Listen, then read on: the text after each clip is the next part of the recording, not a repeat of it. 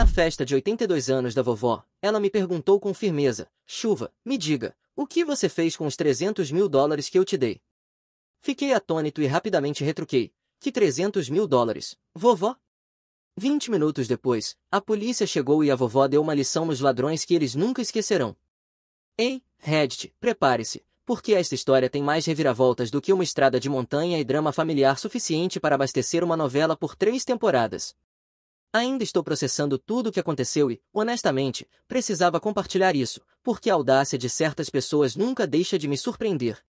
Isso envolve roubo em família, mentiras que fariam políticos corar, parentes manipuladores que redefinem a palavra intitulado e um tipo de vingança lenta que se escreve sozinha melhor do que qualquer roteiro de Hollywood. Eu, 31 anos, homem, solteiro, administro uma oficina de motocicletas personalizadas em Phoenix, Arizona. Não estou exatamente vivendo no luxo, mas amo genuinamente o que faço. Há algo mágico em pegar um pedaço enferrujado e quebrado de metal e transformá-lo em uma peça rugidora de arte mecânica que ronrona como um tigre e parece pertencer a um museu. É minha paixão e meu sustento juntos em um belo pacote manchado de graxa. Durante grande parte dos meus 20 anos, fui o típico cara da classe trabalhadora, me virando onde quer que encontrasse trabalho estável. Passei por bicos como mecânico em várias oficinas, entregador de tudo, de pizza a suprimentos médicos, trabalhador de armazém carregando caminhões ao amanhecer, ajudante de construção quando o tempo permitia. Basicamente qualquer coisa que mantivesse as luzes acesas e comida na geladeira.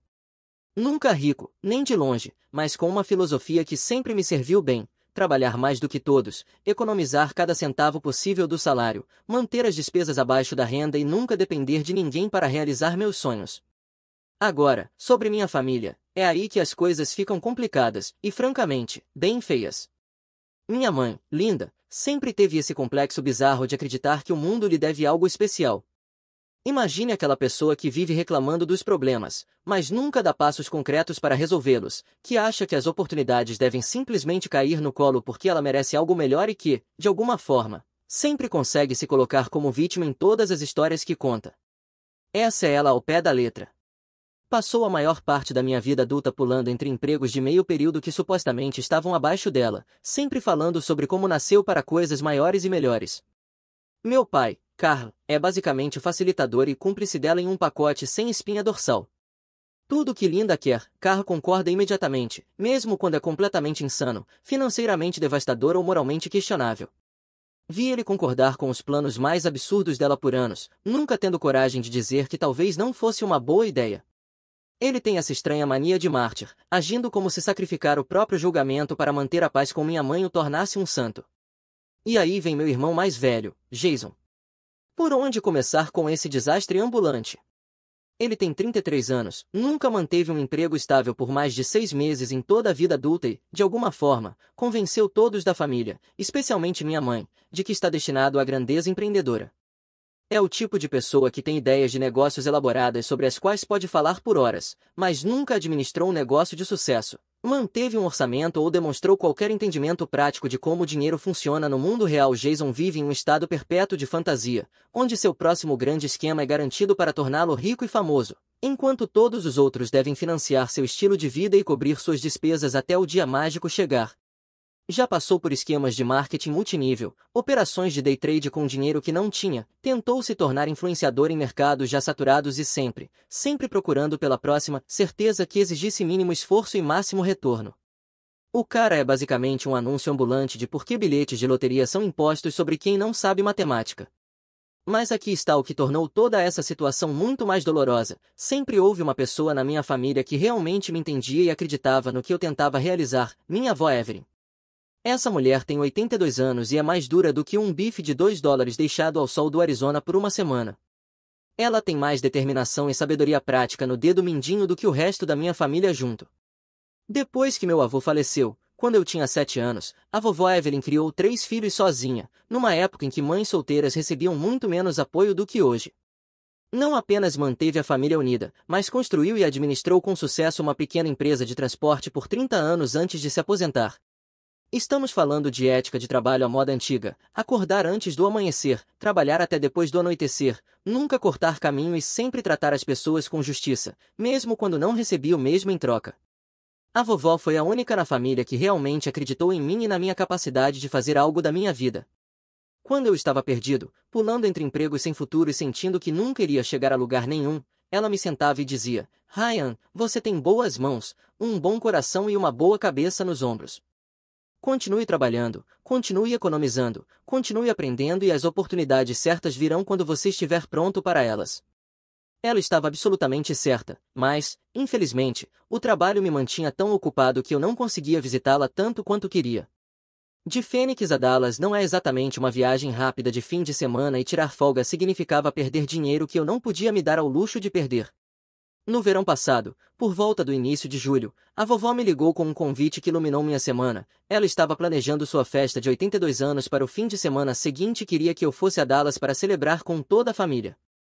Fiquei absolutamente empolgado porque tinha acabado de concluir o maior, mais desafiador e mais lucrativo projeto da minha carreira até então. Um executivo de tecnologia de Scottsdale me contratou para construir do zero uma Harley Davidson totalmente personalizada. Estamos falando de uma moto que ninguém mais no mundo possuía, com geometria de quadro sob medida, tanque de combustível fabricado à mão, pintura única que levou 3 semanas apenas para ser projetada, modificações de desempenho que levaram o motor ao seu limite absoluto e ainda assim o mantiveram legal para uso nas ruas. O cliente tinha ideias muito específicas sobre o que queria, um orçamento ilimitado e a paciência para me deixar fazer tudo com perfeição. Quando finalmente terminei aquela moto e a liguei pela primeira vez, foi como ouvir poesia mecânica. O cliente ficou tão satisfeito com o resultado que me pagou um bônus além do preço combinado e imediatamente começou a contar para seus amigos ricos sobre o meu trabalho. Pela primeira vez em meses, eu podia tirar um fim de semana de folga sem me preocupar em perder o dinheiro do aluguel ou ficar atrasado nas parcelas do empréstimo do negócio. Comecei a planejar a viagem imediatamente e até comprei algo realmente especial para a vovó, uma jaqueta de couro lindíssima feita de couro bovino legítimo, com costura personalizada feita por um especialista em roupas de motociclista de alto padrão. Não foi barata, provavelmente custou mais do que eu deveria ter gasto, mas ela sempre admirou as jaquetas de couro que eu usava quando trabalhava nas motos e eu queria dar algo que a fizesse se sentir tão durona e estilosa quanto realmente era. Mas então, exatamente 2 dias antes de eu voar para Dallas, minha mãe me ligou com uma notícia que imediatamente pareceu errada em vários níveis. A voz dela soava estranha, não triste ou preocupada como se esperaria se alguém estivesse realmente doente, mas meio plana e ensaiada, como se estivesse lendo um roteiro que outra pessoa havia escrito para ela.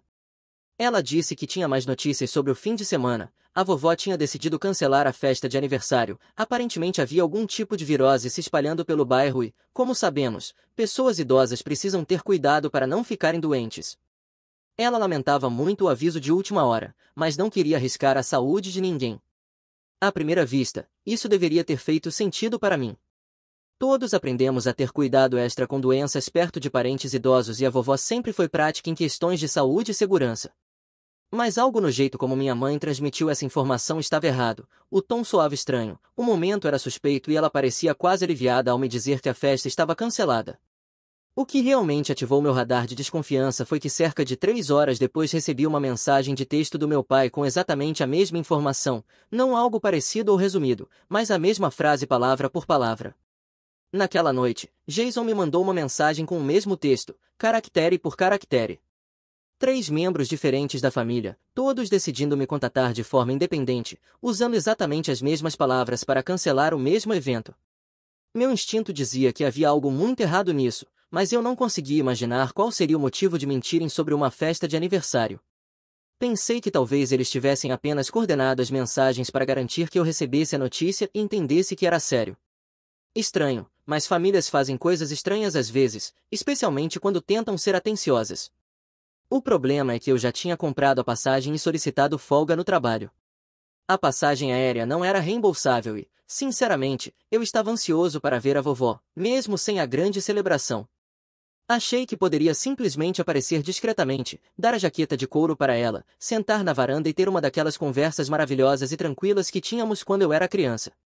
Às vezes, as melhores visitas são as totalmente espontâneas, sem tentar entreter um grupo ou seguir um cronograma. Cheguei ao aeroporto internacional de Dallas-Fort Worth por volta das 3 da tarde naquele sábado, peguei o carro alugado sem problemas e comecei a dirigir até o bairro da vovó. Ela mora numa área tranquila, arborizada, logo fora dos limites da cidade, com casas antigas e grandes quintais frontais, calçadas onde as pessoas realmente passeiam com seus cães. O tipo de lugar onde os vizinhos sabem o nome uns dos outros e cuidam das casas quando alguém viaja. Enquanto dirigia pela rua dela, comecei a notar algo que não combinava com a história que me contaram. Carros, muitos carros, estacionados dos dois lados da rua, lotando entradas de garagem e alguns até na grama por falta de espaço na calçada. Não era apenas alguns vizinhos recebendo visitas, era o tipo de estacionamento que se vê em grandes eventos. Então comecei a ouvir os sons inconfundíveis de uma grande reunião em pleno andamento, risadas, música, várias conversas ao mesmo tempo, o tilintar de copos, alguém contando uma história animada que fazia um grupo inteiro cair na gargalhada. Minha primeira impressão foi que talvez algum vizinho estivesse dando uma festa grande, possivelmente até em homenagem ao aniversário da vovó já que o dela havia sido cancelado. Mas, conforme me aproximei da casa dela, percebi que todo o barulho vinha do quintal. A festa que supostamente tinha sido cancelada por causa de preocupações com a saúde estava claramente acontecendo sem mim.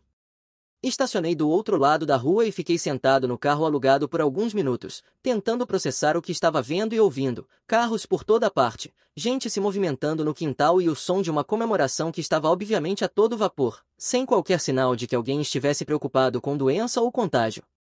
Caminhar até a porta da frente parecia completamente surreal, como se eu estivesse passando por algum tipo de realidade alternativa. Eu podia ouvir conversas, pessoas rindo de piadas, alguém fazendo o que soava como um brinde, o burburinho geral de uma festa realmente animada. Bati a porta e, quando ela se abriu, quem atendeu foi um dos meus primos mais novos, que ficou branco como papel ao me ver parado ali. Entrei e vivi algo que até então só tinha visto em filmes. Sabe aquela cena clássica em que a agulha do toca-discos arranha e todos na sala param de falar exatamente ao mesmo tempo? Isso aconteceu comigo. A sala inteira, cheia de pessoas, parentes que eu não via há anos, amigos da família, vizinhos, provavelmente umas 30 pessoas, virou-se para me encarar em silêncio absoluto. Minha mãe estava do outro lado da sala, perto da cozinha, conversando animadamente com alguém sobre algo que fazia ambos rirem, e, quando me viu na porta, seu rosto passou por umas 5 expressões diferentes em 2 segundos: surpresa, pânico, alegria forçada, algo que talvez fosse culpa e, finalmente, um sorriso estranho e tenso, como se estivesse tentando não vomitar. Ela atravessou a sala às pressas, me deu um abraço super apertado, quase desesperado, o que era extremamente incomum, já que nunca fomos uma família fisicamente afetuosa, e sussurrou com urgência no meu ouvido para eu não criar confusão, dizendo que a vovó havia mudado de ideia sobre a festa no último minuto e que tinham tentado me ligar, mas meu telefone devia estar desligado durante o voo. Jason estava perto da mesa de comida com um prato de papel carregado de salada de batata e churrasco. Quando nossos olhos se encontraram, ele imediatamente desviou o olhar e passou a examinar o prato com grande interesse. Meu pai estava fazendo aquela coisa que sempre faz quando está desconfortável, fingindo estar extremamente ocupado com alguma tarefa trivial, neste caso rearranjando obsessivamente cadeiras que já estavam perfeitamente posicionadas. Mas então vi a vovó, e todo o resto no ambiente desapareceu. Ela estava sentada na sua poltrona favorita, perto da janela, usando um lindo vestido azul que realçava seus olhos, e, no momento em que me viu, seu rosto inteiro se iluminou de pura alegria. Ela abriu os braços e disse, com uma voz alta o suficiente para todos ouvirem, que eu tinha conseguido vir e que me aproximasse para dar o maior abraço que pudesse. Fui até ela e a abracei. Ela parecia tão pequena e frágil nos meus braços, mas seu aperto ainda era surpreendentemente forte. Quando tirei a jaqueta de couro e mostrei para ela, seus olhos chegaram a marejar de emoção. Fez questão de que eu a ajudasse a vestir ali mesmo, na frente de todos, e disse que era a coisa mais bonita e mais atenciosa que alguém já havia lhe dado na vida, que iria usá-la pelo resto da noite e provavelmente pela semana inteira. Aquele momento de conexão e gratidão genuínas fez com que todo o drama e confusão familiar valessem a pena. Mas, durante o jantar, percebi meus pais me observando como se eu fosse uma bomba prestes a explodir. Toda vez que eu abria a boca para falar, minha mãe ficava visivelmente tensa. Toda vez que eu fazia uma pergunta ou comentário, meu pai lançava olhares nervosos na direção dela. Fiquei em silêncio, aproveitando o tempo com a vovó e tentando entender o que todos pareciam estar tão assustados que eu pudesse dizer ou fazer. Depois da sobremesa, o famoso bolo de chocolate da vovó, que ela fazia para as reuniões familiares desde antes de eu nascer, ela começou sua rotina habitual pós-refeição. Ir de pessoa em pessoa conversando individualmente, perguntando sobre seus trabalhos, relacionamentos, planos e problemas. Ela realmente se importava com as respostas e lembrava detalhes de conversas que tinha tido meses antes. Falou com minha prima Sara sobre como estava a faculdade, perguntando sobre disciplinas que Sara havia mencionado no Natal. Depois, com meu tio, querendo saber tudo sobre o novo trabalho dele como gerente de uma loja de ferragens, perguntou à minha tia sobre o jardim, lembrou quais vegetais tinham ido bem no ano anterior e quis saber o que ela planejava plantar de diferente naquela temporada. Então chegou a vez do Jason, e ouvi ela perguntar o que ele tinha decidido fazer com o dinheiro e se estava feliz com as escolhas. Jason fez uma expressão incrivelmente presunçosa, estufou o peito como um pavão exibido e respondeu que tinha investido, que a vovó tinha feito movimentos muito inteligentes no mercado e que já estava vendo bons retornos, afirmando que tinha sido a decisão certa. Fiquei pensando que dinheiro era esse, já que Jason nunca teve mais de algumas centenas de dólares ao mesmo tempo em toda a sua vida adulta. Sua situação financeira era uma piada recorrente na família, sempre quebrado, sempre pedindo dinheiro emprestado e sempre inventando explicações elaboradas para não pagar ninguém. Imaginei que talvez ele finalmente tivesse se organizado, economizado e feito um bom investimento, e, se fosse o caso, bom para ele. Então a vovó se virou para mim, com um sorriso carinhoso e cheio de expectativa, e disse que estava curiosa para saber o que eu tinha decidido fazer com os 300 mil dólares que ela me deu e se eu tinha conseguido fazer bom uso do dinheiro. O mundo inteiro parou de se mover, e digo isso literalmente, como se o tempo tivesse congelado completamente. 300 mil dólares. Achei, com certeza, que tinha ouvido errado. Talvez ela tivesse dito 3 mil ou 30 mil, ou algum valor que fizesse sentido no contexto da minha vida real, mas não, ela havia dito com clareza e distinção 300 mil dólares. Meu cérebro tentava processar essa informação e falhava completamente, como um computador tentando rodar um software para o qual não foi projetado. Antes que eu pudesse sequer começar a formular uma resposta, minha mãe agarrou minha mão por baixo da mesa com tanta força que meus nós dos dedos estalaram. Ela entrou imediatamente na conversa dizendo que eu ainda não tinha tomado nenhuma decisão sobre isso, que estava sendo muito cuidadoso e ponderado, levando tempo para considerar todas as opções antes de fazer qualquer movimento importante. Mas a vovó nunca foi o tipo de pessoa que se pode facilmente desviar ou distrair quando quer ouvir alguém específico. Seus olhos se afiaram com aquele foco que a tinha tornado bem-sucedida nos negócios por 30 anos, e ela olhou diretamente para mim com uma expressão que não admitia interferência, dizendo que estava perguntando a Ryan, não a Linda. Soltei minha mão do aperto doloroso da minha mãe e disse que estava muito confuso, que não sabia de quais 300 mil dólares ela estava falando e que nunca havia recebido nenhum dinheiro dela, achando que devia haver algum engano ou mal-entendido. O silêncio que se seguiu foi tão completo que eu conseguia ouvir o ar-condicionado ligando em outra sala, dava para escutar um alfinete caindo no carpete. Cada pessoa naquela mesa olhava ou para mim ou para meus pais, e a tensão no ar era tão densa que se podia cortar com uma faca. A expressão da vovó passou por várias mudanças, confusão, preocupação, percepção súbita e, por fim, algo que parecia uma raiva fria e controlada. Não foi bonito. Ela se virou lentamente para meu pai, com a voz calma e medida, mas com aço em cada palavra, disse que ele deveria explicar onde estava o dinheiro do Ryan naquele momento. Meu pai começou a gaguejar como um adolescente pego entrando em casa depois do toque de recolher, com a roupa toda trocada. Ele disse que havia surgido uma situação e que eles tinham pensado, quer dizer, planejado, não era o que parecia. Minha mãe decidiu que era a hora perfeita para usar as lágrimas, de repente começou a chorar, enxugando os olhos com um guardanapo e falando entre falsos soluços que só queriam proteger meu dinheiro e garantir que fosse administrado de forma responsável. Jason, aparentemente, achou o teto a característica arquitetônica mais fascinante que já vira e se recusava a fazer contato visual com qualquer pessoa. A vovó deixou que eles se atrapalhassem com suas não explicações por uns 30 segundos, depois se virou para meu tio e, com uma voz que poderia cortar vidro, disse para chamar a polícia imediatamente. Foi nesse momento que meus pais caíram de joelhos, literalmente, bem ali na frente de todo mundo, como se estivessem fazendo teste para uma novela dramática. Meu pai disse que não tinham roubado nada, que nunca roubariam da família, apenas haviam emprestado o dinheiro temporariamente para uma oportunidade de investimento que beneficiaria a todos. Quando essa represa estourou, toda a história sórdida veio à tona como água de um cano quebrado. No último Natal, a vovó tinha tomado uma decisão financeira importante que nenhum dos netos conhecia. Vendeu uma parte significativa do antigo pátio de caminhões para uma empresa de desenvolvimento comercial e decidiu usar o valor para ajudar os netos enquanto ainda estava viva, para poder ver os frutos de sua generosidade. Ela deu a cada um dos netos 300 mil dólares, uma quantia que mudaria vidas, que poderia quitar dívidas estudantis, servir como entrada para uma casa, abrir um negócio ou oferecer segurança financeira por anos. Foi um presente incrivelmente generoso e atencioso de alguém que trabalhou duro a vida inteira e queria compartilhar os frutos desse esforço com as pessoas que mais amava.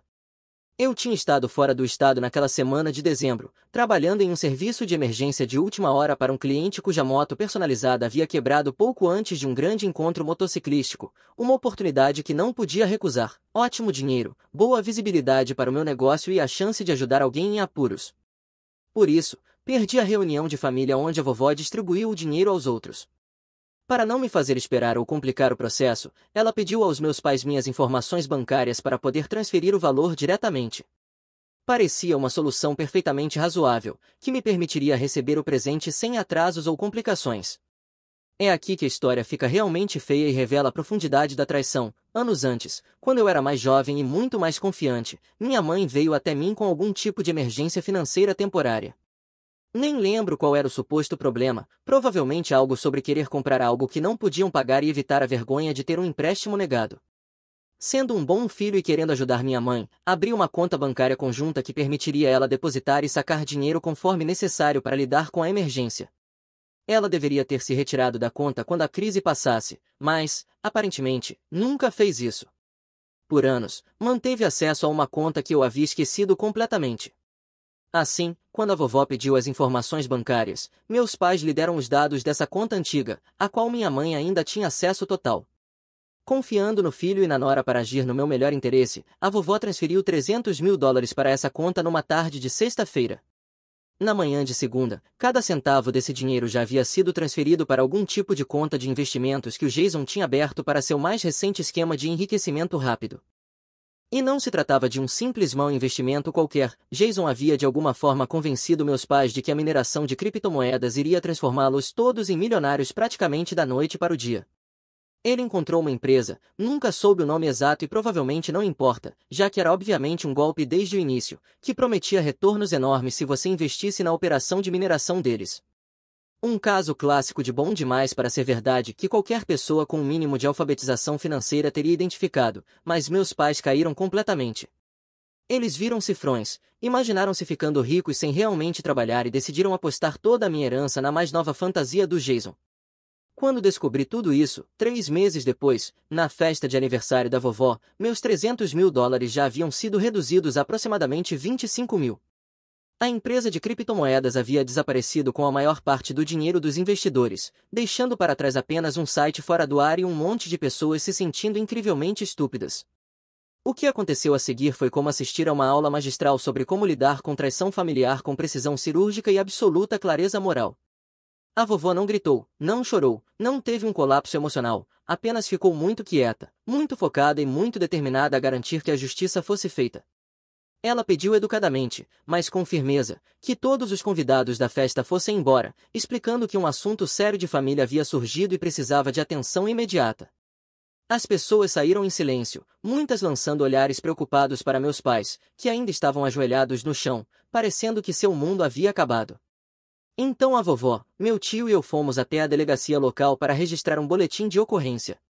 Lá, a vovó expôs toda a situação com a precisão e as habilidades organizacionais de alguém que administrou um negócio por 3 décadas. Tinha toda a documentação, cópias da transferência bancária, extratos mostrando para onde o dinheiro tinha ido, correspondências por e-mail com a empresa de investimento, tudo organizado em uma pasta impecável que ela aparentemente havia preparado assim que começou a suspeitar de toda a situação.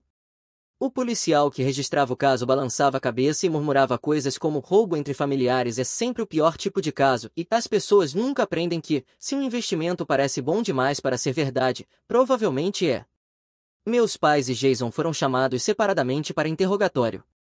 Tecnicamente, tudo foi legal por causa da papelada daquela conta conjunta antiga que eu havia assinado anos antes, mas moral e eticamente não havia dúvida de que eles haviam roubado de mim, pegaram dinheiro que me pertencia. Usaram para seus próprios fins sem meu conhecimento ou consentimento e depois mentiram ativamente para impedir que eu descobrisse o que haviam feito. Enquanto ainda estávamos na delegacia, a vovó chamou seu advogado para nos encontrar lá. Bem no saguão, sob luzes fluorescentes zumbindo e com cheiro de café ruim no ar, ela mandou que ele começasse a redigir alterações em seu testamento. Meus pais e Jason, que esperavam herdar a casa dela, as economias restantes e vários bens de família quando ela eventualmente falecesse, foram completamente retirados do testamento. A parte deles da herança seria redistribuída para mim e para a família do meu tio, pessoas que tinham provado que podiam ser confiáveis com o dinheiro e com os laços familiares. Mas aqui está a parte que realmente mostrou a sabedoria e o senso de justiça da vovó. Ela não queria apenas puni-los, queria dar-lhes uma chance de corrigir as coisas e provar que podiam mudar de comportamento. Ela deu um ultimato justo e inegociável. Tinham exatamente 30 dias para me devolver o valor integral de 300 mil dólares, mais juros calculados à mesma taxa que sua conta de mercado monetário vinha rendendo. Se conseguissem pagar tudo dentro desse prazo, ela consideraria não apresentar queixa criminal e talvez até pensasse em adicioná-los de volta ao testamento após um período de observação. Se falhassem em me pagar integralmente, ela usaria todos os recursos legais disponíveis e eles permaneceriam permanentemente fora de qualquer herança. Quer saber como o verdadeiro caráter das pessoas aparece quando estão sob pressão? Durante toda a viagem de volta da delegacia, minha mãe tentou negociar os termos como se estivéssemos comprando um carro usado, em vez de lidar com as consequências de um roubo. E se pagarmos metade agora e metade nos próximos 6 meses? E se o Jason trabalhar para o Ryan de graça até a dívida ser quitada? E se vendermos algumas coisas e dermos ao Ryan o que conseguirmos? E se todos simplesmente concordarmos em esquecer que isso aconteceu e seguir em frente como família? A vovó rejeitou cada sugestão com a paciência de quem explica matemática básica para uma criança pequena. Vocês pegaram 300 mil dólares que não pertenciam a vocês, mentiram para o Ryan e para mim por meses. Estavam dispostos a deixar o próprio filho pensar que sua avó o havia esquecido ou não se importava o suficiente para incluí-lo em seu presente à família. Não há negociação, não há plano de pagamento parcial, não há perdão sem restituição total. Os 30 dias seguintes foram absolutamente fascinantes de observar, a uma distância segura. Meus pais tiveram de desmontar completamente o estilo de vida que levavam e liquidar tudo o que possuíam de valor. A primeira coisa a ir embora foi a casa suburbana superfaturada que compraram no auge do mercado imobiliário porque minha mãe achava que merecia viver em um lugar que refletisse seu status imaginado na vida. Haviam esticado o orçamento até o limite para pagar as parcelas e agora descobriram que deviam mais do que a casa realmente valia no mercado atual. Jason teve de vender sua caminhonete, sua motocicleta, seu caro computador gamer, sua coleção de ferramentas elétricas compradas para projetos que nunca começou, até mesmo seus móveis. Ver ele postar anúncios cada vez mais desesperados nas redes sociais para vender seus pertences foi como assistir à identidade de uma pessoa ser desmontada peça por peça. Mas mesmo liquidando tudo que possuíam, ainda faltavam cerca de 80 mil dólares para me pagar, e o tempo estava acabando. Foi então que tiveram de tomar as decisões financeiras que evitaram durante toda a vida adulta. Fizeram empréstimos pessoais com juros altíssimos porque seus créditos eram no máximo medianos. Meu pai teve de engolir o orgulho e pegar um segundo emprego como motorista de entregas à noite e nos fins de semana, além de seu trabalho diurno. Minha mãe, que não tinha emprego fixo há mais de uma década, teve de trabalhar como caixa em um supermercado, enfrentando horários e salários de varejo. Jason começou a entregar pizzas, ainda tentando manter a ficção de que era algum tipo de especialista em negócios apenas temporariamente em má fase. Continuou postando nas redes sobre seus vários projetos e oportunidades, mas ninguém acreditava mais. A fama de um fracasso público se espalha rápido nas comunidades, especialmente quando alguém falha de forma tão espetacular quanto Jason. No 29º dia do prazo de 30 dias, parecendo que haviam envelhecido 5 anos em um único mês, eles conseguiram juntar exatamente 320 mil dólares. Os 300 mil dólares originais mais os juros que haviam se acumulado na conta de mercado monetário da vovó. Nunca vou esquecer o momento em que eles me trouxeram aquele cheque administrativo. Pareciam absolutamente derrotados, como pessoas que finalmente foram obrigadas a encarar a realidade de que ações têm consequências. Jason nem conseguiu me olhar nos olhos. Meu pai ficou pedindo desculpas repetidas vezes por ter deixado a situação sair do controle e minha mãe ainda tentou, pela última vez, transformar toda a situação em algo sobre como eu deveria estar grato por eles terem trabalhado tanto para corrigir o erro. Depositei aquele cheque no meu banco e senti algo que nunca havia experimentado antes na vida, a profunda e intensa satisfação de ver a justiça realmente sendo feita e o erro realmente sendo corrigido. Com 320 mil dólares na minha conta corrente, eu finalmente podia perseguir o sonho pelo qual vinha trabalhando há anos, mas nunca tinha tido capital para realizar. Encontrei o local perfeito para uma oficina de motocicletas muito maior e muito melhor, com o dobro do espaço do meu antigo endereço, espaço para várias motos, sistemas adequados de ventilação, elevadores hidráulicos e até uma pequena área de showroom onde os clientes podiam ver exemplos do meu trabalho. Enquanto isso, meus pais e Jason estavam descobrindo como era a vida quando você realmente tinha que enfrentar as consequências das suas más decisões. Eles se mudaram para uma casa alugada pequena, com 2 quartos, em uma parte significativamente mais precária da cidade, do tipo com paredes finas, encanamento duvidoso, vizinhos suspeitos que tocavam música alta a qualquer hora e um senhorio que considerava pedidos básicos de manutenção como inconvenientes pessoais.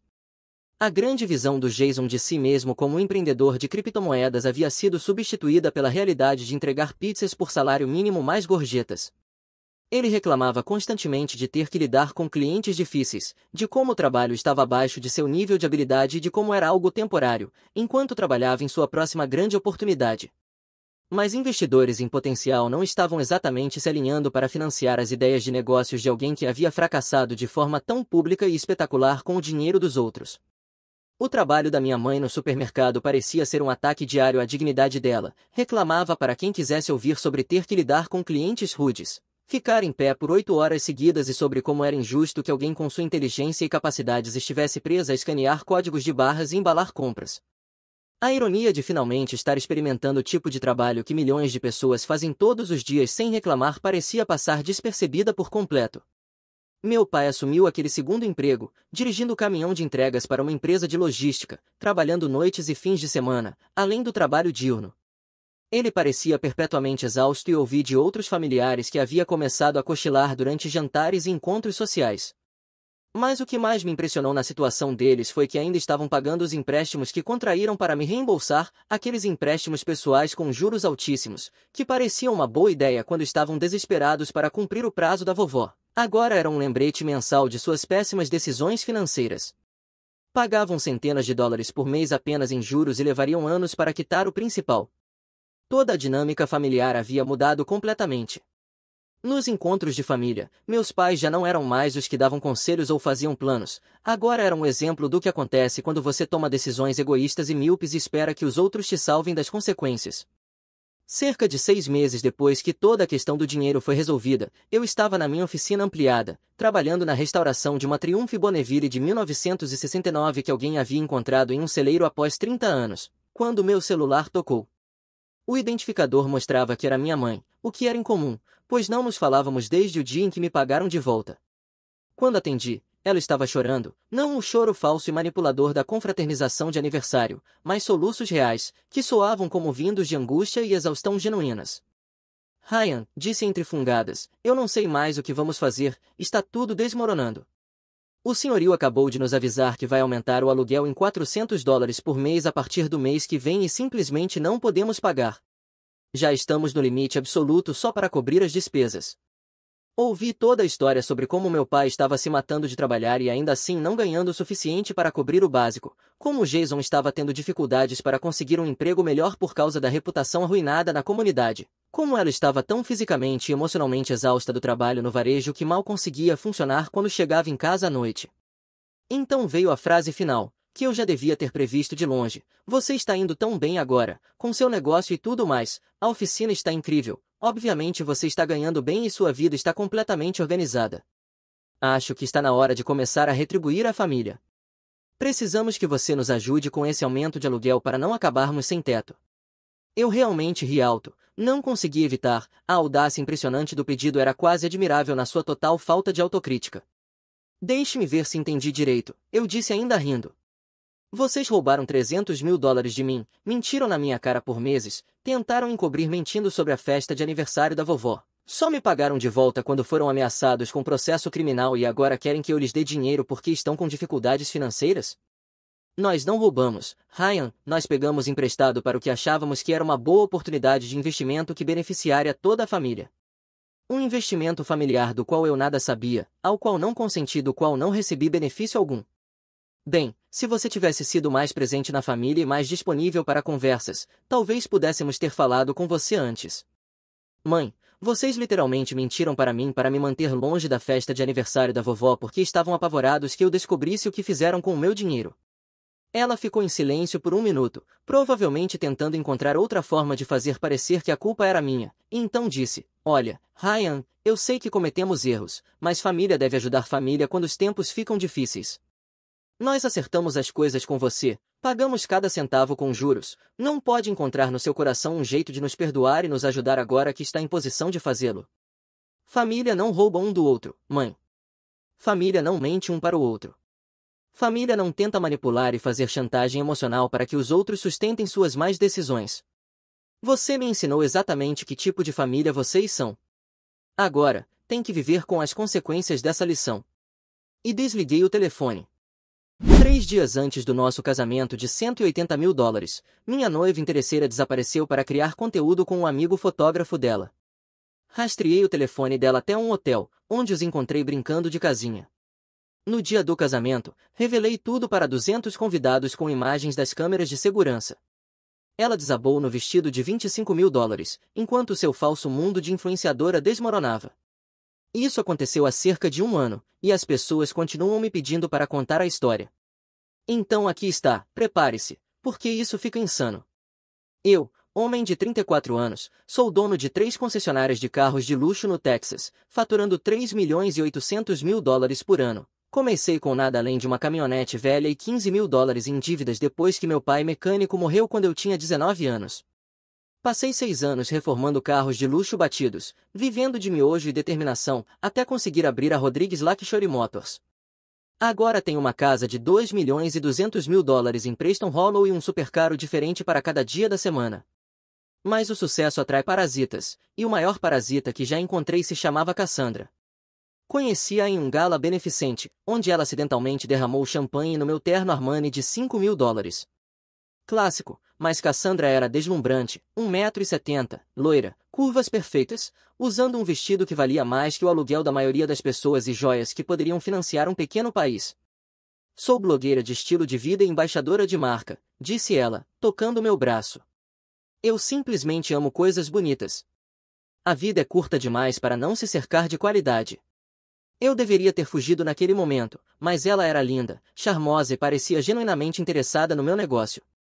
O primeiro mês foi incrível, ela conhecia os melhores restaurantes, clubes mais badalados, eventos mais exclusivos, me fazia sentir um rei em todos os lugares que íamos. Então começaram os pedidos. Amor, eu preciso de um carro novo para meu conteúdo, algo que fotografe bem, talvez um Range Rover branco. Jake, querido, fui convidada para uma viagem de influenciadores para Dubai, mas preciso de dinheiro para gastar, apenas US$ 10 mil, amor. Olha esta pulseira Cartier, é um investimento no nosso futuro. Cada conversa passou a ser sobre dinheiro, a manipulação era sutil, mas constante, fazer bico quando eu dizia não, me comparando com outros homens ricos, ameaçando ir embora se eu não investisse no nosso relacionamento. Se você realmente me amasse, gostaria que eu fosse bem-sucedida, apoiar os sonhos da sua mulher é o que homens de verdade fazem. Essa frase funcionava todas as vezes, então comprei o Range Rover por US$ 85 mil, paguei a viagem para Dubai por US$ 15 mil, comprei joias por US$ 22 mil, paguei o aluguel do apartamento de luxo dela, US$ 4.500 por mês. Em 6 meses, gastei mais de US$ 200 mil com essa mulher. O verdadeiro sinal de alerta deveria ter sido Brandon.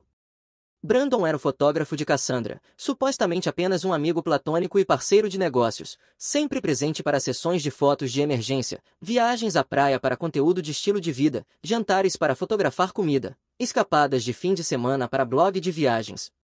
Brandon é como meu parceiro criativo, ela explicava, ele entende minha visão artística, além disso, somos apenas amigos, ele é como um irmão para mim.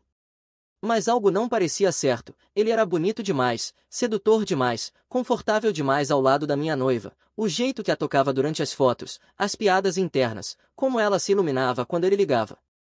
Quando eu expressava minhas preocupações, Cassandra explodia, você está falando sério em ser tão inseguro? Brandon é só um amigo, quão patético você é para se sentir ameaçado pelo meu parceiro de negócios. 8 meses depois, ela começou a pressionar forte pelo casamento, chorando sobre desperdiçar seus anos férteis, ameaçando encontrar alguém que a valorizasse, me comparando a ex-namorados que sabiam como tratar uma mulher. Posso ter qualquer homem que eu quiser, mas escolhi você, não me faça me arrepender dessa escolha. Então eu pedi ela em casamento com um anel Tiffany sob medida de US$ 75 mil, 3,5 quilates, exatamente o que ela tinha me mostrado apenas por diversão. A reação dela não foi de alegria ou amor, foi de alívio, como se tivesse fechado um contrato comercial. Finalmente, agora podemos começar a planejar nosso casamento dos sonhos. Cassandra largou o trabalho de influenciadora, que rendia talvez $2.000 por mês, para planejar em tempo integral. O orçamento explodiu de 50 mil para mais de 180 mil dólares, porque tudo tinha que ser perfeito para o momento de virada da carreira dela como influenciadora. Vestido, 25 mil dólares, flores, 15 mil dólares, local, 45 mil dólares. Isso é um investimento no nosso futuro. Quando eu me tornar uma influenciadora de sucesso, tudo isso vai se pagar sozinho. Eu trabalhava 80 horas por semana para financiar a fantasia dela, enquanto ela passava os dias em spas e reuniões de negócios. 3 semanas antes do casamento, ela anunciou uma série de conteúdos pré-casamento com Brandon. Eles passavam 12 a 14 horas por dia fazendo sessões de fotos elaboradas, voltando para casa à tarde, exaustos e radiantes de satisfação criativa. Brandon é um artista, ele vê coisas em mim que ninguém mais vê, ele realmente entende minha visão. Qualquer reclamação era rebatida. Ele é só um amigo. Jake, você está sendo paranoico e controlador. Mas o instinto raramente falha, e o meu gritava que havia algo errado com Brandon. 2 dias antes do casamento, tudo mudou. Na manhã de quarta-feira, 2 dias antes do nosso casamento no sábado, recebi uma ligação da minha concessionária em Houston. Problema grave, alguém havia danificado 3x durante o transporte, e eu precisava resolver pessoalmente. Volto amanhã à noite, disse a Cassandra, há tempo para o jantar de ensaio. Tudo bem, amor, provavelmente estarei fazendo coisas de conteúdo com o Brandon de qualquer forma, não se preocupe comigo. Eu deveria ter me preocupado, e muito. A viagem a Houston deveria ser rápida, avaliar os danos, lidar com os peritos do seguro, salvar as vendas, mas a quinta-feira trouxe uma nova crise. O cliente que estava comprando o 911 Turbo S de 230 mil dólares estava ameaçando processar por quebra de contrato. Passei o dia inteiro negociando. Na noite de quinta-feira, exausto e frustrado, liguei para Cassandra por volta das 6 da tarde. Amor, vou me atrasar para voltar, isso está levando mais tempo do que eu esperava. Sem problema, querido, Brandon e eu estamos fazendo um ensaio ao pôr do sol de qualquer forma, pode ir com calma. Outro ensaio fotográfico? Vocês já não fizeram conteúdo suficiente esta semana? Jake, por favor, não comece com isso de novo, isso é importante para minha carreira. Tudo bem, vejo você mais tarde. Na verdade, só à noite, a sessão pode ir até muito tarde, não espere por mim, talvez eu durma no meu apartamento hoje e te veja amanhã no jantar de ensaio. Algo na voz dela soava estranho, casual demais, despreocupado demais, como se estivesse tentando encerrar a ligação rapidamente. Cassandra, é a noite antes do nosso casamento, deveríamos estar juntos. Você está sendo dramático, é só uma noite, teremos o resto da vida juntos. Eu te amo, disse eu, testando a também te amo, respondeu automaticamente. Tenho que ir, a luz está perfeita agora. Ela desligou antes que eu pudesse responder. Na manhã de sexta-feira, voltei para Dallas, chegando em casa por volta das 10 da manhã, esperando encontrar Cassandra se preparando para o ensaio. A casa estava vazia. Liguei para o celular dela, foi direto para a caixa postal.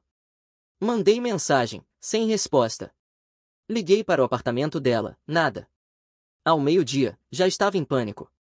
Foi quando me lembrei do aplicativo de rastreamento que eu havia instalado no telefone dela meses antes, pois ela sempre o perdia e me pedia para ligar. Abri o aplicativo no computador. Ela não estava no apartamento no centro, nem em nenhum dos locais habituais de fotos. De acordo com o GPS, ela estava no hotel Aloft em Deep Ellum. Por que estaria num hotel se tinha o próprio apartamento em nossa casa? Dirigi até lá e estacionei do outro lado da rua. O Range Rover branco que eu havia comprado para ela criar conteúdo estava no estacionamento. Liguei para a recepção do hotel. Oi, estou tentando falar com minha noiva. Ela está hospedada aí, mas não me lembro o número do quarto. Cassandra Martinez. Sinto muito, senhor, não posso fornecer informações de hóspedes. E Brandon Phillips? Deixe-me verificar. Sim, o Sr. Phillips está no quarto 314.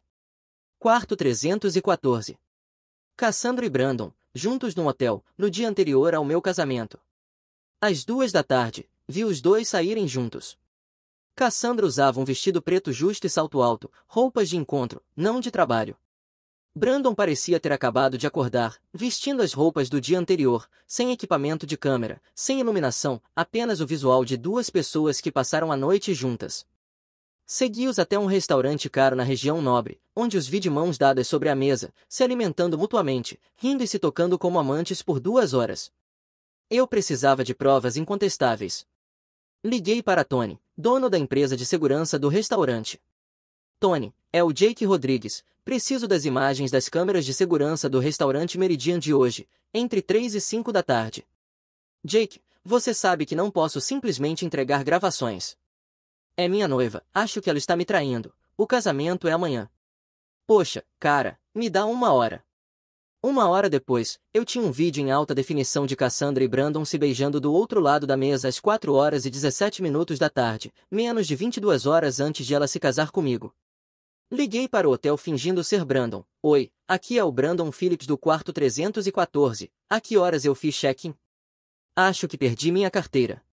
O senhor fez check-in na noite de terça-feira, às 8h47, Sr. Phillips. 3 dias antes, enquanto eu estava em Houston, eles estavam hospedados juntos. O ensaio ao pôr do sol, a sessão de conteúdo até tarde, o talvez eu durma no meu apartamento, tudo mentira. Voltei para casa furioso, mas ao chegar, já havia me acalmado o suficiente para pensar estrategicamente. Cassandra achava que estava me fazendo de idiota, mas esqueceu algo importante: eu não construí um negócio multimilionário sendo burro ou fraco. Ela queria brincar? Tudo bem, mas estava prestes a aprender que eu jogava para ganhar e sempre vencia. Na noite de sexta-feira foi o jantar de ensaio, 50 dos nossos familiares e amigos mais próximos reunidos nesse requintado Tia-Chose para celebrar nossa união. Só nesse jantar gastei $8.000, e cada centavo estava prestes a valer a pena.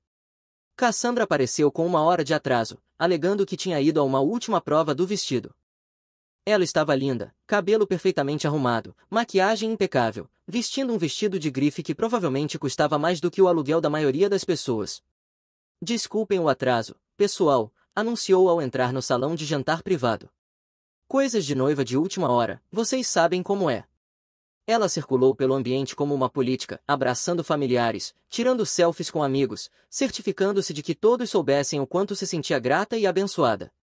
Quando chegou até mim, passou os braços ao redor do meu pescoço e me beijou apaixonadamente na frente de todos.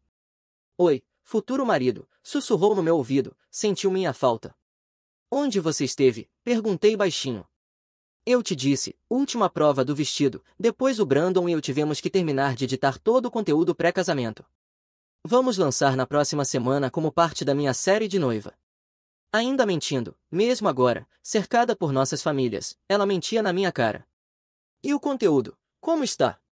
Incrível, o Brandon é um artista, ele capturou alguns momentos realmente íntimos da minha transformação em noiva. Aposto que sim, pensei. Durante o jantar, observei-a representar para nossas famílias, falando sobre o quanto me amava, como estava animada para ser a Sra. Rodrigues, como aquele era o dia mais feliz da vida dela. Jake é tudo que eu sempre sonhei em um marido, disse durante o discurso para todos. Ele é bem-sucedido, generoso e apoia todos os meus sonhos. Mal posso esperar para passar o resto da minha vida fazendo-o feliz. A plateia aplaudiu, minha mãe chorava de felicidade, os pais dela pareciam orgulhosos, todos acreditaram no teatro dela completamente. Mas eu sabia a verdade. E amanhã todos também saberiam. Depois do jantar, voltamos para minha casa para a tradicional última noite como solteiro. Cassandra estava mais carinhosa do que tinha sido em semanas, falando sobre nosso futuro juntos, sobre a vida incrível que iríamos construir. Tenho algo especial planejado para amanhã à noite, disse ela, aconchegando-se contra mim na cama. Algo que comprei esta semana enquanto você estava em Houston. A ironia era perfeita, provavelmente havia comprado lingerie enquanto me traía com o Brandon no hotel. Mal posso esperar, respondi. Ela adormeceu com um sorriso no rosto, provavelmente sonhando com minha conta bancária e o estilo de vida que estava prestes a garantir para sempre. Mas eu não dormi. Passei a noite fazendo os preparativos finais para o que estava prestes a se tornar a lição mais cara em consequências que ela já receberia. Na manhã de sábado, Cassandra saiu cedo para cabelo e maquiagem com as madrinhas. O casamento não era até as 2 da tarde, mas ela queria bastante tempo para se arrumar e criar conteúdo para suas redes sociais. Da próxima vez que você me vir, estarei caminhando pelo corredor com meu vestido deslumbrante, disse, me beijando antes de sair. Obrigada por realizar todos os meus sonhos, amor. Depois que ela saiu, Vesti meu smoking sob medida e comecei a colocar as últimas peças do meu plano em ação. Primeiro, liguei para meu advogado empresarial. Preciso que você faça algo para mim hoje. Preciso que entregue documentos a Cassandra imediatamente após a cerimônia do casamento. Que tipo de documentos? Acusações de fraude, quebra de contrato, recuperação de presentes dados sob falsos pretextos. Quero cada centavo de volta que gastei com ela, mais indenizações. Jake, o que está acontecendo? Expliquei a situação e mostrei as imagens do hotel no meu celular. Meu Deus, no dia anterior ao seu casamento. Preciso saber legalmente o que posso recuperar no Texas. Provavelmente tudo, o anel de noivado, o carro, qualquer dinheiro que você deu para despesas pessoais, e se puder provar fraude, talvez consiga danos punitivos. Quanto estamos falando? Com base no que você me disse, provavelmente de 400 mil a 500 mil dólares, talvez mais. Perfeito. Em seguida, liguei para meu chefe de segurança, que cuidava da segurança de todas as minhas concessionárias. Ele era ex-militar e entendia a importância da documentação. Preciso que você filme algo para mim hoje, algo que talvez acabe na internet. Que tipo de filmagem? Do tipo que destrói vidas. Não precisa dizer mais nada, chefe, vou levar o equipamento bom. Depois fiz a ligação mais importante de todas para o condomínio da Cassandra. Oi, aqui é o Jake Rodrigues, eu pago o aluguel da unidade 234-7, Cassandra Martinez. Preciso saber se ela esteve aí esta semana. Deixe-me verificar. Não, senhor, a unidade parece estar vazia a semana toda, a vaga de estacionamento também está vazia. Então, ela não tinha ficado no apartamento, como havia afirmado, tinha estado no hotel com o Brandon o tempo todo em que eu estava em Houston. As mentiras só ficavam mais profundas. À 1 da tarde, dirigi até o local do casamento, um resort de luxo em plano que me custou 45 mil dólares apenas pelo espaço. Os convidados já estavam chegando, sentando-se na área da cerimônia. À 1h30, fiz algo que mudaria tudo, caminhei até a suíte da noiva, onde Cassandra estava se arrumando. Podia ouvir risadas e música vindo de dentro, provavelmente as madrinhas postando stories no Instagram de todo o processo. Bati à porta. Jake, você não pode me ver antes da cerimônia, dá azar, ela gritou. Tenho algo para você, respondi, uma surpresa para o dia do casamento. A porta se abriu e sua dama de honra, Jéssica, espiou para fora. Seja rápido, estamos quase terminando a maquiagem. Entrei. Cassandra estava sentada diante de um enorme espelho, ainda de hobby, terminando o cabelo. Ela parecia uma princesa se preparando para sua coroação. Qual é a surpresa? Perguntou, sorrindo para mim pelo espelho. Entreguei-lhe uma pequena caixa de presente. Algo que comprei para você esta semana. Ela abriu a caixa com entusiasmo. Dentro havia um pendrive. O que é isso? Fotos de casamento, disse eu. Da sua semana com o Brandon. A cor sumiu do rosto dela. A maquiadora parou de trabalhar. A sala ficou em silêncio. Não sei do que você está falando, disse, mas a voz tremia. O Hotel Aloft, quarto 314, de terça a quinta, enquanto eu estava em Houston trabalhando para pagar este casamento, você estava lá com o Brandon. Jake, não é, eu posso explicar. Vá em frente, explique. Explique as imagens do hotel, explique o vídeo no restaurante, explique por que mentiu sobre ficar no seu apartamento. As madrinhas olhavam chocadas, a cabeleireira se afastou da cadeira. Não é o que você pensa, disse Cassandra desesperadamente. O Brandon e eu estávamos apenas trabalhando em conteúdo. O hotel foi para uma sessão de fotos. Que tipo de sessão de fotos exige que você faça check-in numa terça-noite? Ela não tinha resposta para isso. Aqui está o que vai acontecer, disse calmamente. Você vai ficar aqui sentada e pensar nas suas escolhas. Em 30 minutos, você vai caminhar por aquele corredor e enfrentar as consequências dessas escolhas. Jake, por favor, nós podemos resolver isso. Foi apenas nervosismo antes do casamento. Ansiedade, não significou nada. Vamos ver. Deixei-a chorando em seu vestido de noiva e voltei para a área da cerimônia. Era a hora do evento principal. 200 pessoas estavam sentadas, esperando por um casamento, elas estavam prestes a ver algo muito mais interessante. Exatamente às 2 da tarde, começou a tocar a marcha nupcial. Os convidados se levantaram e se viraram para o fundo do local, esperando ver uma noiva radiante caminhando pelo corredor. Em vez disso, viram apenas eu, caminhando sozinho até o altar. Peguei o microfone das mãos do pastor e me virei para a plateia. 200 pessoas, todas em trajes elegantes, confusas, mas sorrindo, esperando o início da cerimônia. Senhoras e senhores, obrigado por estarem aqui hoje. Comecei. Sei que muitos de vocês viajaram longas distâncias e tiveram considerável despesa para celebrar o que pensavam que seria o meu casamento com a Cassandra. Algumas pessoas começaram a ficar preocupadas. Não era assim que um casamento normalmente começava. No entanto, tenho notícias para compartilhar: não haverá casamento hoje. Houve suspiros vindos da plateia, as pessoas começaram a murmurar entre si. A mãe de Cassandra se levantou da primeira fila. O motivo pelo qual não haverá casamento é simples, continuei. 3 dias atrás, enquanto eu estava em Houston resolvendo negócios, Cassandra fez check-in num quarto de hotel com outro homem. O murmúrio virou vozes chocadas. Alguém no fundo disse o quê, alto o suficiente para todos ouvirem. Para quem não sabe, Cassandra vem dizendo a todos que seu amigo próximo, Brandon, é apenas seu fotógrafo e parceiro de negócios. Mas, nos últimos 3 dias, enquanto eu trabalhava para pagar esta cerimônia, eles estavam brincando de casinha no Hotel Aloft em Deep Ellum. O pai de Cassandra se levantou também. Jake, o que você está dizendo? Isso é loucura. Eu tenho imagens de vídeo, disse, tirando meu celular. Vídeo de vigilância em alta definição de ontem, mostrando Cassandra e Brandon num almoço romântico, 12 horas antes de ela se casar comigo. Meu chefe de segurança havia preparado um telão para a apresentação de fotos da cerimônia, agora ele trocou a entrada para o meu celular. A filmagem do restaurante encheu a tela, vídeo nítido de Cassandra e Brandon de mãos dadas sobre a mesa, alimentando um ao outro, se beijando apaixonadamente. O carimbo de data no canto mostrava sexta-feira, 4 horas e 17 minutos da tarde. A plateia explodiu em reação, pessoas se levantando, apontando para a tela, falando alto umas com as outras, algumas gravando tudo em seus celulares. Então, em vez de um casamento hoje, continuei no microfone, vocês todos são testemunhas da exposição de alguém que achou que podia mentir, trair e manipular para conseguir um pagamento.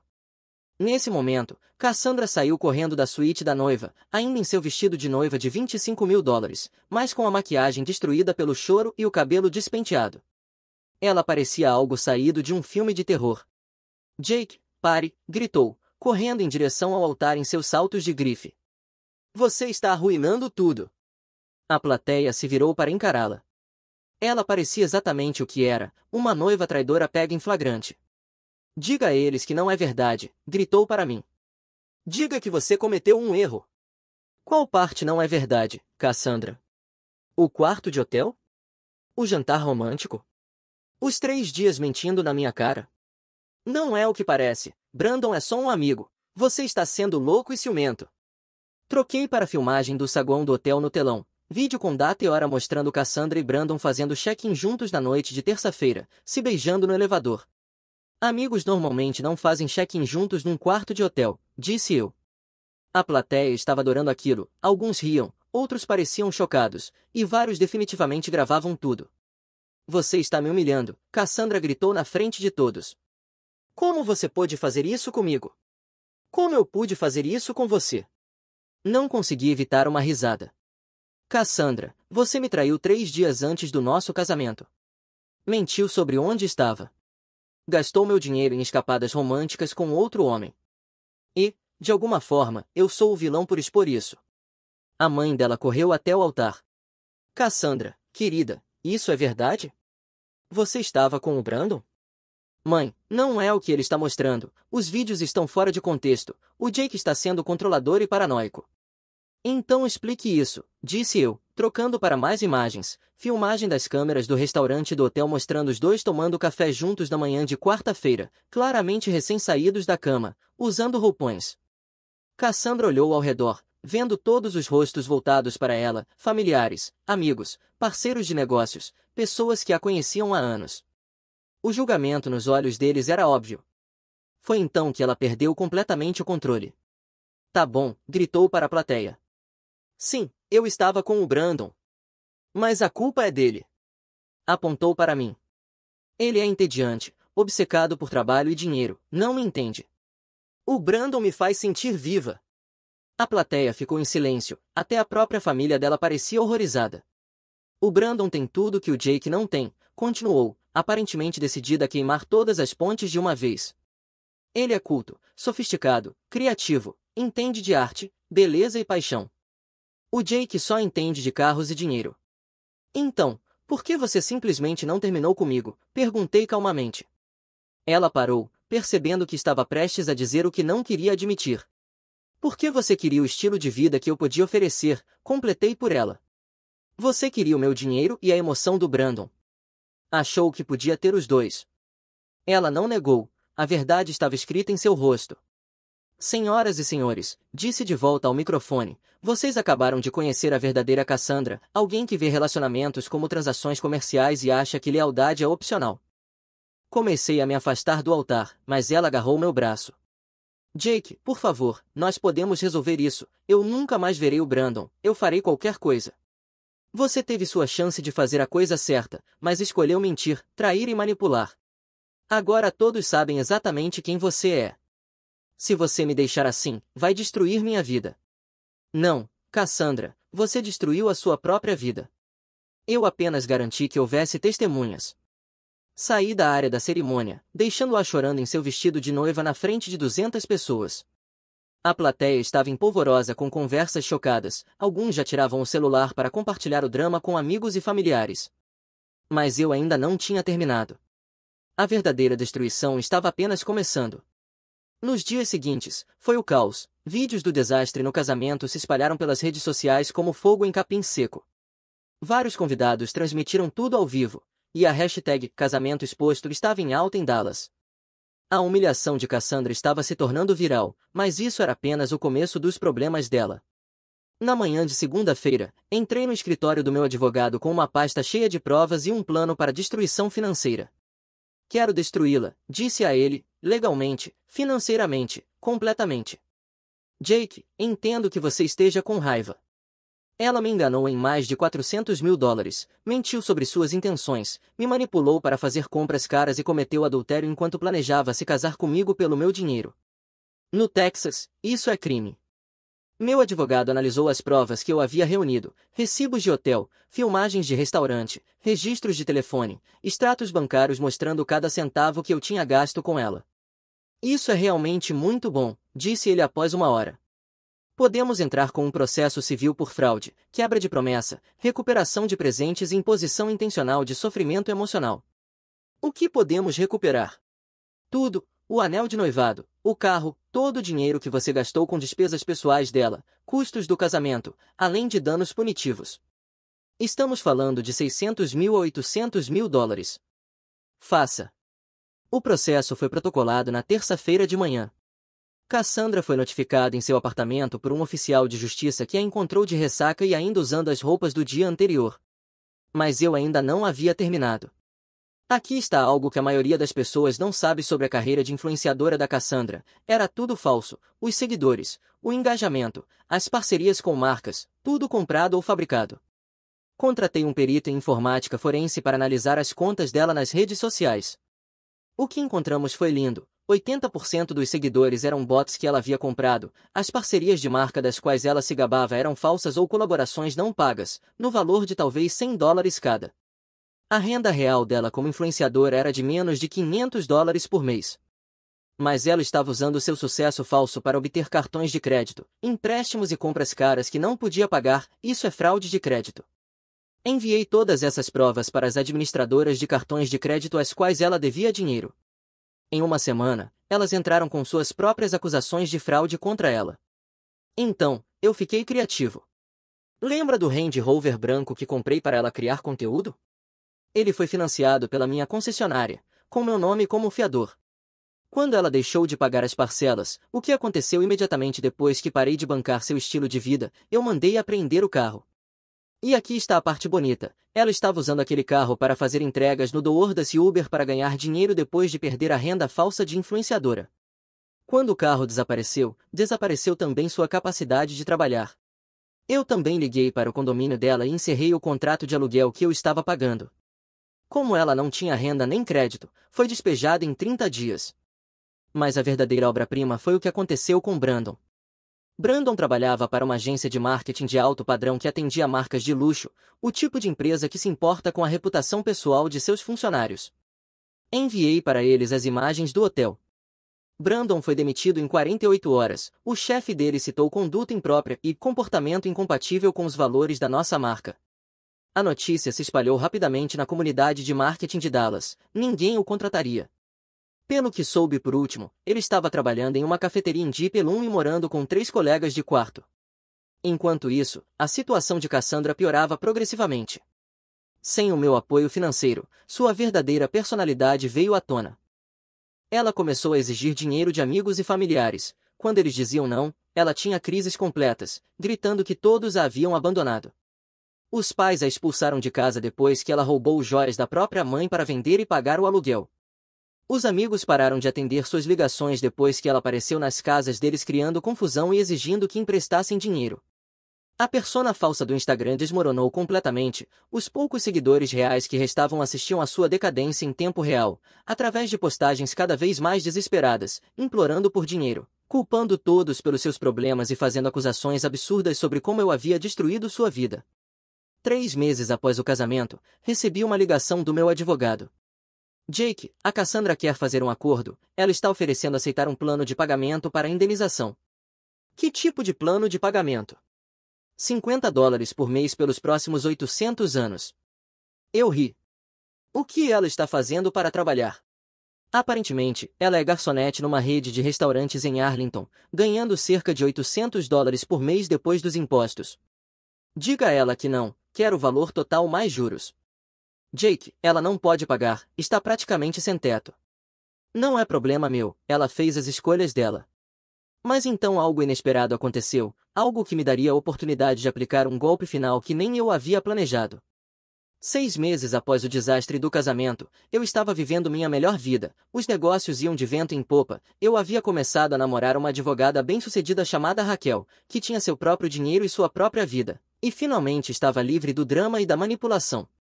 Enquanto isso, a vida de Cassandra havia se tornado um completo desastre. O tribunal havia me concedido $743 mil em indenizações, tudo que eu tinha gasto com ela, mais danos punitivos por fraude. Como ela não podia pagar, tiveram de penhorar o pouco rendimento que possuía e colocar gravames sobre quaisquer bens futuros. Ela morava em um estúdio em East Dallas que custava $600 por mês e trabalhava em turnos duplos em uma rede de restaurantes apenas para sobreviver. Suas contas de redes sociais estavam mortas, seus sonhos de influenciador enterrados, seus amigos a tinham abandonado. Mas, aparentemente, o fundo do poço não era baixo o suficiente para Cassandra. Numa noite de dezembro, eu estava na minha concessionária conferindo os números de vendas quando ela apareceu. Via pela janela, sentada no estacionamento em um Honda Civic velho que parecia ter visto décadas melhores. Ela ficou lá por 1 hora apenas observando. Meu gerente de vendas começou a ficar nervoso. Chefe, devemos chamar a segurança? Ainda não. Vamos ver o que ela quer. Finalmente, ela saiu do carro e caminhou em direção ao showroom. Ela estava horrível, magra, pálida, usando roupas baratas do Walmart, o cabelo sem lavar e olheiras profundas. Essa não era a princesa glamourosa do Instagram que eu conheci um dia. Ela entrou no showroom como se fosse dona do lugar. Jake, disse, alto o suficiente para todo o meu pessoal ouvir, precisamos conversar. O que você quer, Cassandra? Quero que você retire o processo. A audácia era impressionante. E por que eu faria isso? Porque eu sinto muito. Cometi erros, era jovem e estúpida, e te machuquei. Mas já chega, não aguento mais viver assim. Ela estava encenando para meus funcionários e clientes, interpretando a vítima, tentando me fazer parecer o vilão. Você não aguenta mais viver como? Coitado do Jake, estou vivendo na pobreza, mal consigo comprar comida, estou trabalhando 16 horas por dia apenas para pagar o aluguel. Isso tem que parar. Sabe o que faria isso parar? Pagar o que me deve. Eu não posso pagar $743 mil, você sabe que não posso. Você está tentando destruir minha vida. Eu não destruí sua vida, Cassandra. Você destruiu a sua própria vida quando decidiu me trair e me enganar em centenas de milhares de dólares. Ela olhou ao redor do showroom, para os carros de luxo, os acabamentos caros, a riqueza evidente à nossa volta. Olha este lugar, disse, gesticulando. Você tem tudo, 3 concessionárias, milhões de dólares, uma mansão. Você não precisa do meu dinheiro, está fazendo isso por vingança. Estou fazendo isso porque ações têm consequências, algo que você nunca aprendeu. Então ela tentou uma abordagem diferente. Sua voz ficou mais suave, mais manipuladora. Jake, por favor, eu sei que você é uma boa pessoa. O homem por quem me apaixonei não gostaria de me ver sofrendo assim. Não podemos resolver isso de outra forma? O homem por quem você se apaixonou. Eu ri. Cassandra, você nunca me amou, você amou o meu dinheiro. E a única razão pela qual está aqui agora é porque precisa de mais dele. Isso não é verdade, eu te amei, cometi erros, mas meus sentimentos eram reais. Se seus sentimentos fossem reais, você não estaria traindo com o Brandon 3 dias antes do nosso casamento. Os clientes no showroom estavam definitivamente ouvindo. Agora um cara fingia olhar um BMW enquanto obviamente prestava atenção na conversa. Cassandra percebeu que estava perdendo a simpatia e tentou intimidação. Tudo bem, disse, aumentando o tom de voz. Se você não retirar o processo, vou contar para todo mundo como você realmente é. Vou expor você nas redes sociais, vou arruinar sua reputação. Vá em frente, conte para todos como eu peguei você me traindo e responsabilizei você por isso. Tenho certeza de que isso vai me deixar com uma péssima imagem. Eu vou dizer que você foi abusivo, controlador, que me ameaçou. Com que provas? Ao contrário de você, eu não minto sobre fatos facilmente verificáveis. Ela estava ficando desesperada agora, alternando entre diferentes táticas como uma máquina caça-níquel quebrada. Vou processar você por assédio, por imposição intencional de sofrimento emocional, por arruinar minha carreira. Boa sorte com isso, você vai precisar de um advogado, e advogados custam dinheiro que você não tem. Foi então que ela jogou sua última carta, a que me mostrou exatamente até onde estava disposta a ir. Jake, disse, aproximando-se de mim, e se pudéssemos chegar a um tipo diferente de acordo? Que tipo de acordo? Ela olhou ao redor para ter certeza de que ninguém estava ouvindo e falou em voz baixa. E se eu pudesse pagar a dívida de outras maneiras? Ainda estou bonita, posso ser discreta, ninguém precisaria saber.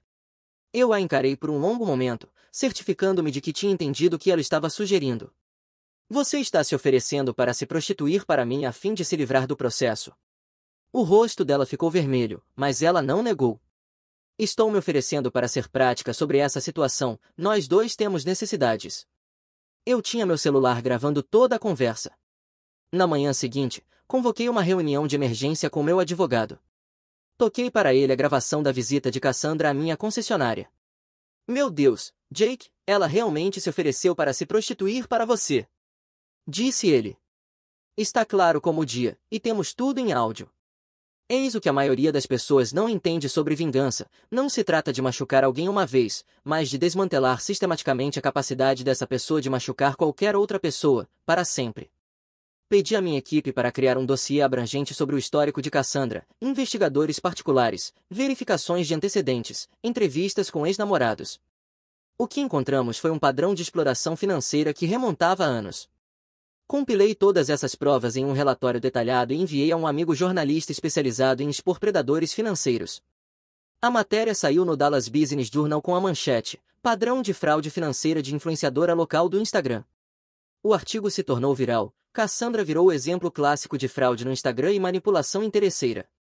3 dias após a publicação, recebi uma ligação de Cassandra. Ela chorava histericamente. Jake, por favor, você tem que fazê-los parar. Fui demitida do restaurante. Meu senhorio está me despejando. Ninguém quer me contratar. Você destruiu minha vida. Eu não destruí nada, Cassandra. Só garanti que as pessoas soubessem quem você realmente é. Por favor, estou implorando. Farei qualquer coisa, assinarei qualquer coisa, só faça isso parar. Qualquer coisa. Sim, qualquer coisa, apenas me ajude. Foi então que fiz minha oferta. Aqui está o que vai acontecer. Você vai criar um vídeo de confissão, vai admitir tudo, a traição, a fraude, a manipulação, tudo. Vai se desculpar comigo e com todos os outros homens que enganou, e vai alertar outras mulheres para não seguirem o mesmo caminho. Jake, eu não posso fazer isso, vai arruinar o que resta da minha reputação. Cassandra, você não tem mais reputação, todos já sabem o que você é. Essa é sua única chance de controlar a narrativa e talvez salvar um pouco de dignidade. O que eu ganho em troca? Eu reduzo a indenização do processo de $743 mil para 100 mil, e ajudo você a encontrar um trabalho legítimo que não envolva explorar pessoas. Ela ficou em silêncio por muito tempo. E se eu não fizer isso? Então divulgo a gravação de você se oferecendo para se prostituir para mim, e garanto que todo potencial empregador, todo aplicativo de namoro, toda rede social saiba exatamente o tipo de pessoa que você é. Ela desligou na minha cara, mas ligou de volta 1 hora depois. Tudo bem, eu faço, mas quero o acordo por escrito. A confissão em vídeo foi gravada no escritório do meu advogado no dia seguinte. Cassandra, com aparência derrotada e abatida, admitindo anos de fraude financeira, manipulação e exploração, pedindo desculpas às vítimas e alertando outras mulheres para não seguirem seu caminho. Eu achava que tinha direito ao dinheiro dos outros porque era bonita, disse à câmera. Achei que os homens existiam para financiar meu estilo de vida. Eu estava errada.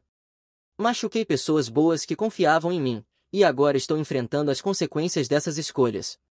O vídeo foi postado em um canal no YouTube que criei especificamente para esse propósito. Em 24 horas, tinha 500 mil visualizações. Em uma semana, 2.300.000 visualizações.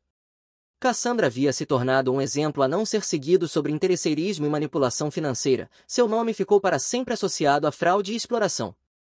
Mas aqui está a parte bonita. Cumpri minha palavra, reduzi a indenização e a ajudei a encontrar um emprego legítimo em uma empresa de faturamento médico. Ela agora ganha $35.000 por ano, mora em um apartamento modesto e paga o que me deve em parcelas mensais. A última vez que a vi foi há 6 meses, em uma cafeteria no centro.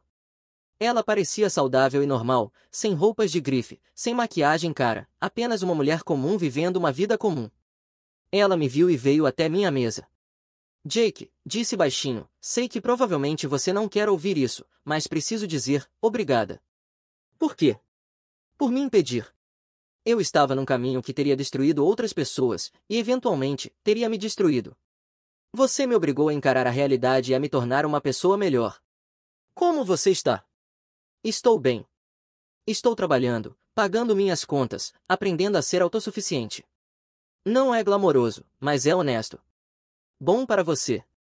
Desculpe, Jake, por tudo. Você merecia melhor. Sim, eu merecia. Mas nós dois aprendemos algo com essa experiência. Ela sentiu e foi embora, e essa foi a última vez que nos falamos. Hoje estou noivo de Raquel, a advogada que conheci depois que todo esse drama acabou. Ela é bem-sucedida, independente e honesta, temos uma parceria real, baseada em respeito mútuo e amor genuíno. Meus negócios estão mais bem-sucedidos do que nunca, estou feliz, saudável e cercado de pessoas que valorizam honestidade e integridade. E Cassandra é a prova viva de que ações têm consequências, mesmo para pessoas que acham que são bonitas ou espertas demais para enfrentá-las.